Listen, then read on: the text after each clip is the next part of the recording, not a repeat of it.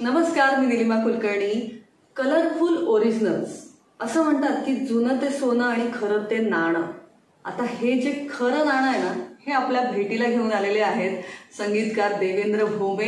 या आधी तुम्ही त्यांचे शतजन्म शोधिताना, आम्ही दुनियेचे राजे, सुखन अशा अनेक कलाकृती पाहिलेल्या आहेत. आणि आता देवेंद्र भोमे काय खजाना घेऊन येतोय ते त्यालाच विचारूया. देवेंद्र, आता काय हे जे ओरिजिनल्स आहे, हे काय काय खरं नाणं आहे, हे सगळं आम्हाला सांग आता.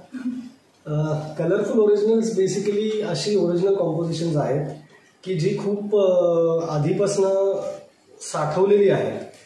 म्हणजे आपण असं म्हणू ना की ठेवणीतल्या गोष्टी जशा असतात तशा काही रचना आहेत, तशी काही कॉम्पोजिशन्स आहेत की जी कमर्शियली कुठल्या गोष्टीसाठी तयार झालेली नव्हती. ती केवळ आर्टिस्टिक एक इन्क्लिनेशन आपलं असतं. एखादी कविता बघितल्यानंतर वाटतं की अरे ही खूप छान काव्य आहे, खूप छान गझल आहे, हे खूप छान पोएम आहे, पोएट्रीमधलं एक ब्युटी आपल्याला दिसते. तर त्या ब्युटीचं ॲस्थेटिक्स जेव्हा आपल्याला ॲप्रिशिएट करायचं असतं ते म्युझिकली त्याला दिलेला रिस्पॉन्स म्हणजे ती झालेली चाल आहे. अशा झालेल्या चालींना एका वेगळ्या प्रकारे कलरफुली लोकांसमोर आणण्याचा हा मोठा प्रयत्न म्हणून आम्ही कलरफुल ओरिजिनल्स असा तो अल्बम आहे.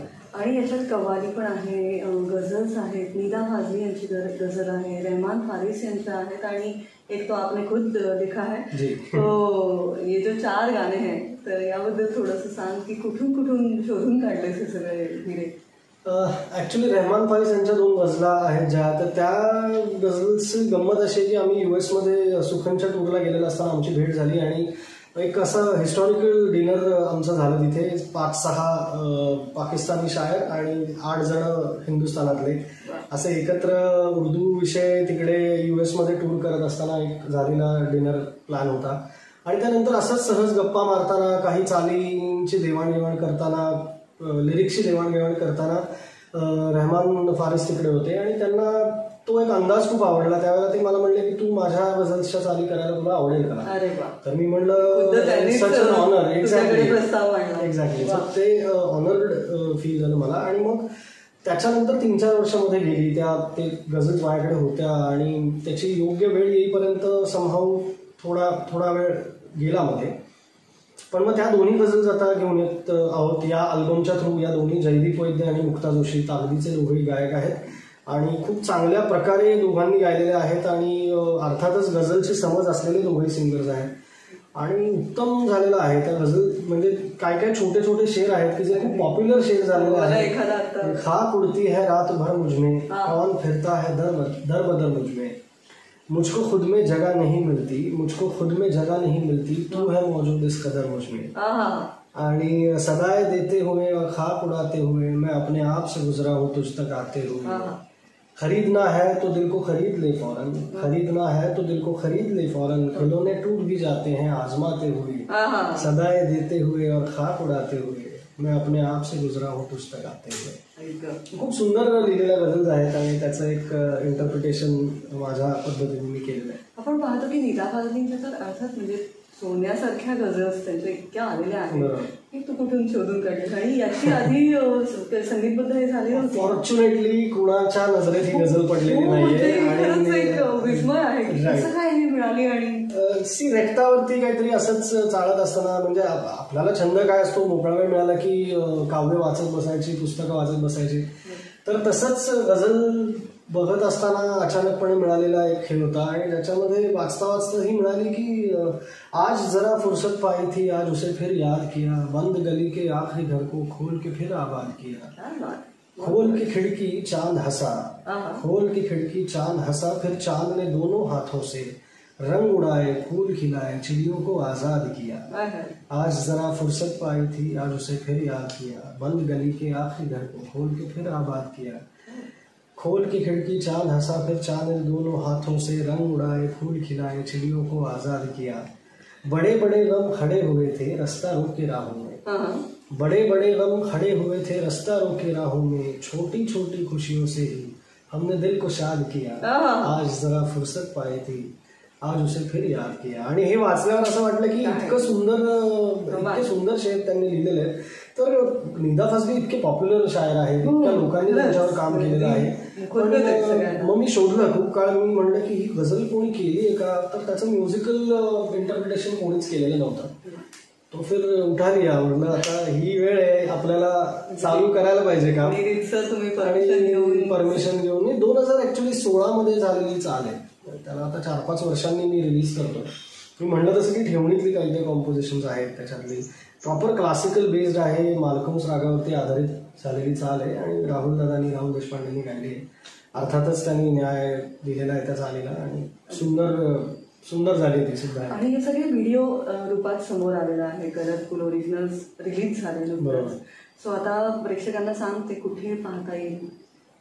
डिवर्ब एक्सपिरियन्सच्या यूट्यूब चॅनलवरती हे सगळे व्हिडिओज आहेत आणि वेगवेगळ्या प्रकारचा कॉन्टेंट हा कायमच डिवर्बच्या थ्रू रिलीज करत असतो आम्ही. पण आता यावेळेला हा जो म्युझिकल कॉन्टेंट आहे, बेसिकली म्युझिक हे म्हणजे माझा सगळ्यात जवळचा असलेला विषय, त्यामुळे मी डिरेक्शनमध्ये जरी काही कामं करत छोटे छोटे काही काही प्रोजेक्ट्स डिवर्बवरती लॉन्च करतोय गेले वर्षभर, पण एक म्युझिकल धमाका होण्यासाठी मी थांबलो होतो आणि आता मला असं वाटतं की म्युझिकल कॉन्टेंट हा ग्लोबली आपण रिलीज करतोय.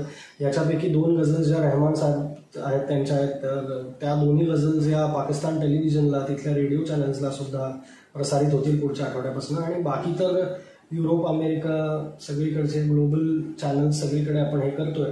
आणि याचे ऑडिओ ट्रॅक सुद्धा पुढच्या महिन्यापासून सगळ्यांना आपल्या फोनवर ऐकायला मिळतील. आणि ऑफकोर्स आता तू पण गझल प्रेमी आहेस आणि इतकं चांगली जाणकार आहेस या सगळ्याची, सो तुझ्याबरोबर शेअर करायला मला कायमच मजा वाटते या सगळ्या गोष्टी. म्हणून मी म्हणलं की पहिल्यांदा ऐकवायचं अशी काही लोक असतात, नवीन चाली झाल्या, नवीन काही शब्द मिळाले, काही नवीन मिळालं, तर पहिल्यांदा आपण म्हणतो ना की हे बघ माझ्याकडे काय, तर अशा याच्यातली तू एक आहेस की कायमच तुझ्याबरोबर शेअर करायला. रिअली ग्लॅड की आज देवेंद्रनी मला हे त्याच्या स्टुडिओत ऐकवलं आहे आणि मी समोर हे सगळं पाहिलेलं आहे. अर्थात आता त्याच्या लिंक आपण डिस्क्रिप्शनमध्ये देणारच आहोत. डिवर्ब एक्सपिरियन्सच्या युट्यूब चॅनलवर तुम्ही कलरफुल ओरिजिनल्स बघू शकता. सो ते डिस्क्रिप्शनमध्ये ती लिंक तुम्हाला मिळतीलच, त्या लगेच पहा आणि जास्तीत जास्त शेअर करा.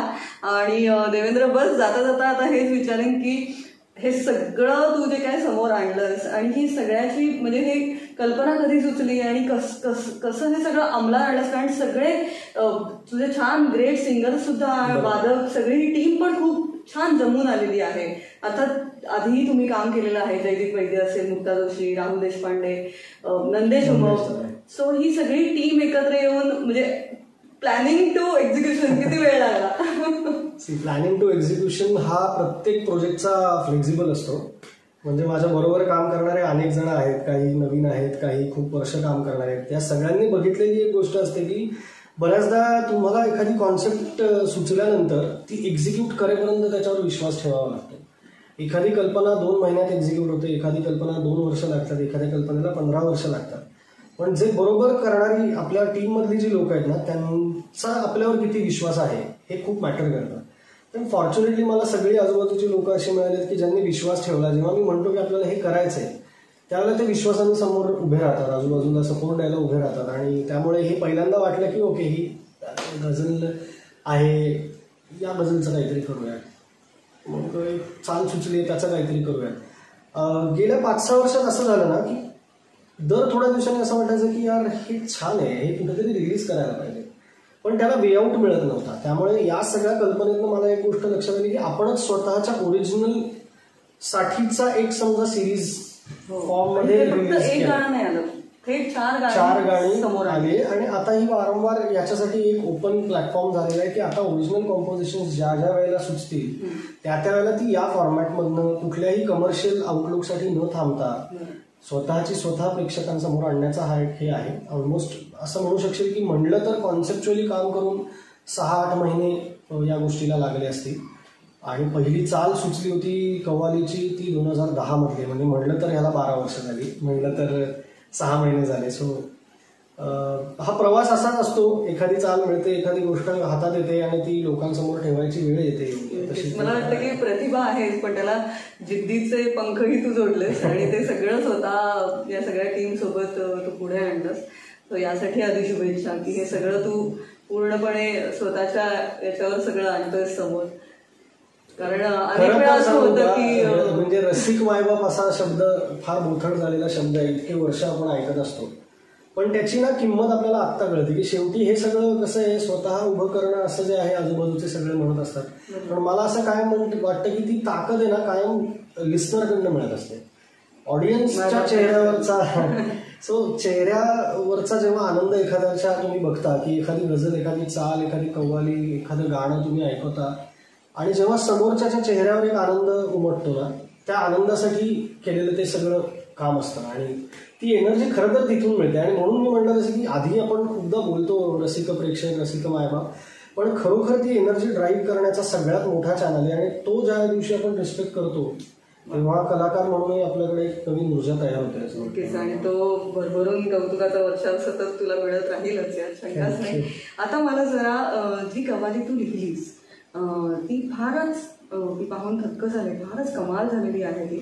आणि त्यात कुठेतरी त्या कव्वालीत कुठे अभंग आहे, कुठे एक ओंकार आहे, कुठेतरी एक वेगळंच एक नादब्रह्माला टाळी ओलांगणं म्हणतो, पण तसं काहीतरी एक अनुभूती मिळते. खरं तर थोडंसं त्या कव्वालीबद्दल सांग, ती कधी लिहिलीस आणि थोडंसं ती कशी समोर आली, काय तुझ्या डोक्यात होते विचार? त्याची मोठी एक स्टोरी आहे. 10-11 वर्षापूर्वी दिल्लीमध्ये राहिला होतो आणि म्हणतात ना घराबाहेर पडल्यावर तुम्हाला रिअलायझेशन होतात एक्सप्लोरेशन झोनमध्ये, तसं दिल्लीत राहत असताना 5-6 महिने मी तिथे होतो. वेगवेगळी लोकं बघितली, वेगवेगळ्या जागा बघितल्या आणि असंच एका आठवड्यामध्ये मी जामा मस्जिदला जाऊन आलो. तिथे बसून, ते जामा मस्जिद तर कोणा भारतातल्या दर्गा आणि मशिदीमधली सगळ्यात पवित्र जागा मानली जाते, one of the Holy space. तर तिथलं वातावरण मी अनुभवलं. गुरुद्वारांमध्ये जाऊन आलो, मंदिरांमध्ये नेहमी जातच असतो आणि तिथे जुलूस बघितला. असे सगळं रँडम व्हिज्युअल्स बघून आलो होतो आठवड्याभर. आणि एक दिवस असंच सकाळी मला हार्मोनियमचा आवाज आला, जिथे एक पंजाबी साधू समोर बसला होता फुटपाथवर आणि तो गात बसला होता काहीतरी, आणि इतक्या मनोभावे तो गात होता की अख्ख्या मोहल्ल्यामध्ये फक्त त्याचा आवाज येत होता. मी जाऊन बसलो, माझ्या डोळ्यातनं पाणी यायला लागलं, इतका शुद्ध स्वर होता त्याचा. आणि मी ऐकत बसलो आणि मला लक्षात आलं मला ह्याची भाषा नाही समजत आहे. हा पंजाबीमध्ये काहीतरी भजन गातोय, पण मला त्याची भावना समजते. आणि ती भावना मला ज्या वेळेला हिट झाली तेव्हा मला लक्षात आलं की ज्या वेळेला माणूस खरोखर मनापासून कुठली तरी मागणी करतो, खरोखर कुठली तरी प्रार्थना करतो, त्यावेळेला त्याला भाषेचं, धर्माचं, जातीचं कशाचंच बंधन उरत नाही. काही लोक त्याला इबादत म्हणतील, काही लोक त्याला भक्ती म्हणतील, काही लोक त्याला साधना म्हणतील, काही लोक त्याला गुरुकडे जाण्याचा मार्ग म्हणतील. पण मुद्दा असा आहे की ती स्वच्छ होण्याची भावना असते. ज्यावेळेला तुम्ही एखादी गोष्ट अर्जी करता, ज्यावेळेला तुम्ही एखादी रिक्वेस्ट करता, तुम्ही मागण्यासाठी थांबता, तेव्हा तुमच्यातलं सगळं गळून पडलंय आणि फक्त तुम्ही मला काहीतरी हवं आहे ही मागणी करता. यावेळेचं इमोशन मला कॅप्चर करायचं होतं आणि ते कसं आहे, ते 360 डिग्रीमध्ये आहे. जसं तो मध्ये बसलाय, आपण सगळेजण आजूबाजूनी बघतोय, एकाला एक रंग दिसतोय, दुसऱ्याला दुसरा रंग दिसतोय, तिसऱ्याला तिसरा रंग दिसतोय आणि प्रत्येक जण आपल्याला दिसलेला रंग खरा आहे असं म्हणतोय, पण मुळामध्ये तो एक आहे, तो मध्येच उभा आहे आणि सगळेजण आपण आजूबाजूने त्याच्याकडे बघतोय. अशा संकल्पनेतनं ह्या कव्वालीचा फॉर्म जन्माला आला. आणि खरंच, कारण फार कमी वेळा मी तर पाहिलीच नाही अशी कव्वाली की ज्याच्यात हे सगळे अंतरंग, हे सगळे भाव एकत्र आलेले आहेत. आणि हा अल्टिमेटली हा भक्तिभावच आहे, पण तो इतक्या रूपांमधून आला समोर. तर फारच सुंदर देवेंद्र, आणि खरंच यासाठी तुला एक वेगळ्या शुभेच्छा, कारण हे वेगळंच झालेलं आहे. आणि अर्थात तुला मोठमोठ्या दिग्गजांच्या वेगळ्या प्रतिक्रिया तुझ्यापर्यंत पोहोचतीलच यासाठी, पण हे एक वेगळं सोनं तू घेऊन आलेलं आहेस. त्यामुळे कलरफुल ओरिजिनल्स मधली मौला ही कव्वाली नक्की नक्की नक्की बघा, फार अप्रतिम झालेली आहे. सो यासाठी आधी तुझं अभिनंदन. आणि अर्थातच कलरफुल ओरिजिनल्स आता आलेलंच आहे समोर, सो त्यांना छान पाहतीलच आणि छान तुझ्यापर्यंत त्या शुभेच्छा पोचतीलच. सो पुन्हा एकदा तुझं अभिनंदन आणि खूप शुभेच्छा. आणि जाता जाता निलिमा कुलकर्णी या माझ्या युट्यूब चॅनललाही सबस्क्राईब करा सर, तुम्ही सांगा.